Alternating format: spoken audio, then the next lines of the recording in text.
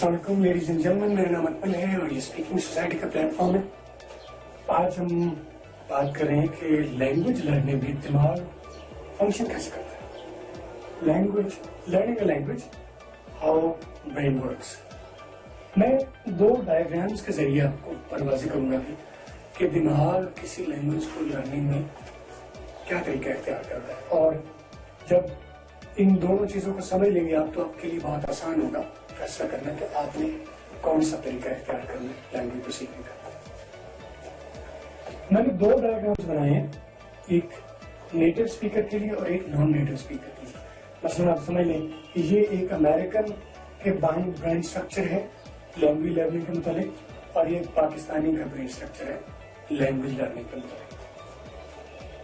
Native में ये होता है, आप देखें इनको मैंने 4 खानों में तकसीम किया और चारों खानों को नेम दिए listening, speaking, reading and writing. इसी तरह नॉन नेटिव में भी यानी पाकिस्तानी में listening, speaking, reading and writing. अब देखें कि नेटिव स्पीकिंग में नेटिव लोगों में लिसनिंग सबसे ज्यादा होती है। मैंने फिल किया है लिसनिंग वाले पार्ट को ज्यादा से ज्यादा, क्योंकि वजह ये उनको 24 घंटे उनके इर्द गिर्द चारों तरफ ऐसे लोग अवेलेबल होते हैं जो इंग्लिश में बात कर सकते हैं। उनके कानों में सुबह से शाम तक लैंग्वेज पढ़ती रहती है। बच्चा बूढ़ा छोटा बड़ा सारे इंग्लिश में बोलते हैं। शॉप पर गए तो वहां पर इंग्लिश, बाजार में गए तो वहां पर इंग्लिश, रिश्तेदारों में गए तो वहां पर इंग्लिश। 24 घंटे हर लम्हे आपको आपके कानों में लैंग्वेज पढ़ती रहती है। तरीका यह है कि जब कोई भी चीज, कोई भी लफ्ज या कोई भी आइडिया लगातार आप सुनते रहते हैं वो स्टोर होता रहता है। और जो नेचुरल अंदाज है लर्निंग का वो ये कि कोई भी चीज जब आपके दिमाग में नेचुरली तौर पर अभी 2 दिन बाद, 10 दिन बाद, यहाँ पर सड़क पर किसी ऑफिस में, जब आपके कानों के जरिए कोई चीज आपके दिमाग में दाखिल होती रहती है तो वो 8-10 मरतबा जब वो एंटर हो जाती है वो नेटिव या नेचुरली स्टोर हो जाती है। और वो जो इस तरह से नेचुरली स्टोर होती है वो सारी जिंदगी आपकी मेमोरी में मौजूद रहती है। तो एक नेटिव स्पीकर में क्या होता है कि लिसनिंग सबसे ज्यादा होती है, क्योंकि उसको मिलने सुनने के लिए बहुत ज्यादा लिसनिंग अवेलेबल होती है। जब उसकी लिसनिंग बहुत ज्यादा, तो डेफिनेटली इसी लिसनिंग में से, क्योंकि उसने इसी लिसनिंग में से परसीव करके आइडियाज रिटर्न करने होते हैं, दोबारा उनको बोलना होता है। तो लिसनिंग से जरा कम होती है स्पीकिंग। वो लिसन ज्यादा कर सकता है, उसके पास लिसनिंग वोकैबुलरी, लिसनिंग सेंटेंसेस ज्यादा होती है जिनको वो समझ सकता है, लेकिन कंपैरेटिवली उस लिसनिंग से वो कम स्पीकिंग करता है। स्पीकिंग करता है इससे कम होती है। अब मैंने देखा उसको थोड़ा सा कम शो। अब लिसनिंग और स्पीकिंग तो उसके लिए नेटिव है, नेचुरल है। लिसनिंग सबसे ज्यादा, स्पीकिंग उससे कम। राइटिंग, क्योंकि उनमें जैसे हमारे यहाँ पंजाबी राइज है, हम पंजाबी उर्दू बोलते हैं, सुनते हैं, बोलते हैं, सुनते हैं, बहुत लिखते हैं लेकिन बहुत कम लिखते हैं। रीडिंग हमारी लिसनिंग से बहुत कम है। सुबह से शाम तक आपको सुनने को तो मिलती है, रीडिंग के लिए आपको लाइब्रेरी जाना पड़ेगा, अखबार खोलना पड़ेगा, बुक खोलना पड़ेगी, तो हम बॉदर नहीं करते। लिसनिंग सुबह से शाम तक, तो लिसनिंग सबसे ज्यादा होती है, स्पीकिंग उससे कम होती है। फिर कंपैरेटिवली राइटिंग, रीडिंग लिसनिंग से भी कम होती है, और इसकी निस्बत राइटिंग बहुत ही कम होती है। मुझे याद है एक मतलब मैं एयरपोर्ट पर खड़ा था तो मुझे एक अंग्रेज जो है बड़ा सोबर किस्म का मुझे आया, कहता है सर ये could you read this for me. उसके पास कोई चिट थी तो वो कहता था could you read this for me. इसका मतलब उसे पढ़ना नहीं आता, तो डेफिनेटली लिखना भी आता है। इसका मतलब है वो नेटिव है, उसके लिए लिसनिंग उसकी बहुत अच्छी है, स्पीकिंग बहुत अच्छी है, लेकिन उसने पढ़ना लिखना सीखा नहीं तो उसके लिए रीडिंग उसको नहीं आती, राइटिंग उसको नहीं आती। तो नेचुरली है। आप कहेंगे कि मैंने एक अंग्रेज देखा बहुत अच्छी अंग्रेजी बोल रहा था, तो उसके लिए नेटिव है। लैंग्वेज तो किसी भी जुबान, जिस एरिया में आप पैदा हुए हैं वहाँ की लैंग्वेज आपके लिए नेटिव है, उसको सीखने की जरूरत नहीं है। हाँ, रीडिंग और राइटिंग शायद आपको सीखने की जरूरत है। अब मैं नेटिव की बजाय नॉन नेटिव, यानी कि ये एक अमेरिकन की बात मैंने की, ये मैं एक पाकिस्तानी की बात करता हूँ, आपकी बात करता हूँ, मैं अपनी बात करता हूँ। हमारे यहाँ जो लिसनिंग और स्पीकिंग का कॉन्सेप्ट नहीं है, स्कूल लेवल से कॉलेज लेवल पर, इवन यूनिवर्सिटी लेवल पर, वो भी हम शायद फैशन के हद तक बोलते हैं। हमारी एक फेरी हम शायद इसको यूज नहीं करते। तो हमारी रीडिंग बहुत ज्यादा है, पहली जमात से यानी कि आप नर्सरी से देख लो, नर्सरी से रीडिंग शुरू होती है और रीडिंग के साथ साथ रोजाना की एक्सरसाइज आपको मिलती है, आप राइटिंग करें। तो नॉन नेटिव स्पीकर के लिए रीडिंग बहुत ज्यादा होती है, जितनी इधर लिसनिंग ज्यादा है उतनी इधर रीडिंग ज्यादा है। और इस रीडिंग के रिटर्न में डेफिनेटली जो आपकी इनपुट है हमेशा वो आपकी आउटपुट से ज्यादा होगी। ये देखिए, ये दोनों पार्ट्स जो हैं, लिसनिंग और रीडिंग आपकी इनपुट है, यहां पर भी ये आपकी इन है,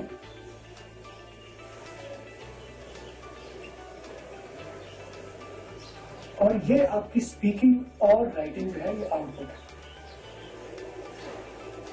ठीक है, हमेशा ध्यान में रखें कि इनपुट किसी भी, वो मशीन की बात करें, इंसानों की बात करें, हमेशा इनपुट ज्यादा होती है आउटपुट से। देखिए, लिसनिंग की इनपुट ज्यादा है, स्पीकिंग आउटपुट कम है, रीडिंग की आउटपुट ज्यादा है, राइटिंग की आउटपुट कम है। हमारे यहाँ ये है कि हमारा थोड़ा सा सिस्टम उल्टा है कि हम रीडिंग से शुरू करते हैं अपनी एजुकेशन, रीडिंग हमारी बहुत ज्यादा, उस रीडिंग के मुकाबले में राइटिंग कंपैरेटिवली कम है। बहुत अच्छी हो सकती है लेकिन उस रीडिंग के मुकाबले में राइटिंग बहुत कम है। और इसकी निस्बत क्योंकि लिसनिंग हमारा उससे इतना ट्रेंड नहीं है, हम सुनते नहीं है, कभी हो सकता है बाई चांस इंग्लिश न्यूज हमें मिल जाए सुनने को, या कोई मूवी लगी हुई है, डॉक्यूमेंट्री या कार्टून कोई चीज तो, या क्रिकेट मैच की कमेंट्री आप देखते हो, तो लिसनिंग हमारी कंपैरेटिवली राइटिंग से कम है। जब लिसनिंग कम है तो डेफिनेटली इसके रिटर्न में जो इसकी आउटपुट आएगी, जैसे मैंने पहले कहा कि आउटपुट हमेशा आपकी इनपुट से कम होती है, तो इससे वो कम होगी। अब ये तो इनका मैंने आपको स्ट्रक्चर बताया कि दोनों का स्ट्रक्चर क्या है। अब बात इसकी करेंगे, इसकी करेंगे, हमें कंसर्न है नॉन नेटिव से, हम पाकिस्तानी, हम अपनी बात करें तो हमें क्या करना है लैंग्वेज को इम्प्रूव करने की। मैं कहता हूँ कि अगर लेट्स से आप फर्ज करें कि आप एक भी नया लफ्ज नहीं सीखते, आमतौर पर होता है कि मैं भी करवा रहा होता हूँ, टीचर्स करवा रहे होते हैं, क्लासों में आपको 5 नए लफ्ज, 5 नई बातें रोजाना और घंटे लगा के ये कर रहे होते हैं। फर्ज किया कि हम एक भी नया लफ्ज नहीं सीखते रोजाना। वजह यह है कि हमारे यहाँ पर पहले से इतना काफी मटेरियल है कि अगर इसी को हम यूटिलाइज करें तो ये डिवाइड हो सकता है। करें क्या कि रीडिंग आपको आती है, जब आप किसी चीज को रीड करते हैं उसको समझ आती है, वेरी गुड रीड। अच्छा, रीडिंग की जब समझ आ रही है इसका मतलब है वो मटेरियल, ऐसा फिक्रा जिसकी आपको पढ़ के समझ आ जाएगा, ऐसा वर्ड जिसको पढ़ के आपको पता चल जाए इसका मीनिंग क्या है। इसका मतलब है वो आपकी रीडिंग वोकैबुलरी में, रीडिंग पार्ट में पड़ी हुई है, दिमाग में वो आपके मौजूद है, सिर्फ वो इस डिपार्टमेंट में पढ़ी है, इसमें नहीं पढ़ी। तो करना क्या है, आप जब रीडिंग करें तो read it first of all loud. जब आप लाउड रीडिंग करेंगे तो एक तो ये होगा कि नया जो भी एक यूनिट आप करेंगे, एक तो नया यूनिट इजाफा होगा जब आप रीडिंग करेंगे। यहाँ भी हो गया, फर्ज किया आपने एक नया लफ्ज पढ़ा, क्या इजाफा किया, जब आप पढ़ रहे थे तो उसे लाउडली आपने स्पीकिंग भी किया, बोल के पढ़ा, तो यकीनन जब आपने बोला तो आपकी इस स्पीकिंग एक्सरसाइज में भी आ गया। फिर जो आप बोलेंगे वो आप खुद भी तो सुनेंगे, इसका मतलब है वही वर्ड आपकी स्पीकिंग में भी आ गया। अब अगला काम क्या करें, put the paper down and right it. तो आप देखें कि क्या हुआ कि एक लफ्ज जो रीड हमने किया, अगर उसे लाउडली रीड किया तो वो आपकी स्पीकिंग में भी शामिल हो गया, तो आपकी लिसनिंग में भी शामिल हो गया। और अगर आपने बात किया तो उसको थोड़ी सी कोशिश की कि लिख भी दिया एक बार, गलत से ही कोई मसला नहीं, एक बार गलत से गुजारते तो आपकी राइटिंग में भी शुमार हो जाएगा। तो ये क्या करना है, रोजाना रीडिंग करते हैं, रीड किया, इधर से एक सेंटेंस रीड किया, लाउडली बोल के किया, यहाँ स्टोर हो गया। जब लाउडली आपने बोल के किया वो आपने खुद सुना भी सही और यहाँ भी स्टोर हो गया, उसको बाद में राइट भी कर दिया, स्टोर हो गया। तो आप अपनी इसी वोकैबुलरी को रीड करते हैं तो वो यहाँ पर ऐड होती रहेगी। रीड करते रहे लाउडली, जब आप लाउडली रीड करेंगे तो आप सुनेंगे भी सही, उसको लिसनिंग में भी आती जाएगी और बाद में उसको आप राइटिंग भी कर दें। तो ये क्या होगा कि यही वोकैबुलरी जो इतना हिस्सा ये पड़ा हुआ है, यही आपकी कॉपी होके फुली यहाँ पर भी आ जाएगी, यहाँ पर भी फुल हो जाएगी और यहाँ पर भी फुल हो जाएगी। तो ये साबित हुआ कि एक भी नया से लफ्ज सीखे बगैर आप बेहतरीन राइटिंग भी कर सकते हैं, बेहतरीन स्पीकिंग कर सकते हैं, बेहतरीन लिसनिंग कर सकते हैं। तो वोकैबुलरी ये वो मटेरियल आपके अंदर मौजूद है पहले से, सिर्फ उसे हमने यूटिलाइज करना है। ठीक है जी। एक्टिविटी, जब आप किसी भी अपनी लैंग्वेज की किसी भी कैपेबिलिटी को एक्टिविटी में ले आएंगे तो आपके अंदर वो शानदार रिजल्ट पैदा कीजिए। जैसे मैं पहले कहता हूँ कि आपके अंदर मैं देख रहा हूँ बहुत बड़े राइटर्स, बहुत बड़े स्पीकर्स, इंशाल्लाह मेरी हेल्प आपके साथ रहेगी और इंशाल्लाह आप वो चीजें अचीव कर पाएंगे जो आप पहले ख्वाब देखते हैं। मैं बार बार ये कह रहा हूँ कि मुझे कैसे पता चलेगा कि आपको ये सीरीज पसंद आ रही है, नहीं पसंद आ रही है, इसमें कुछ कमी है। आप इसे क्रिटिसाइज कीजिए, आप कमेंट कीजिए, आप ओपिनियन दीजिए, आप सजेस्ट कीजिए। मैं जरूर आपकी राय का एहतराम करूंगा।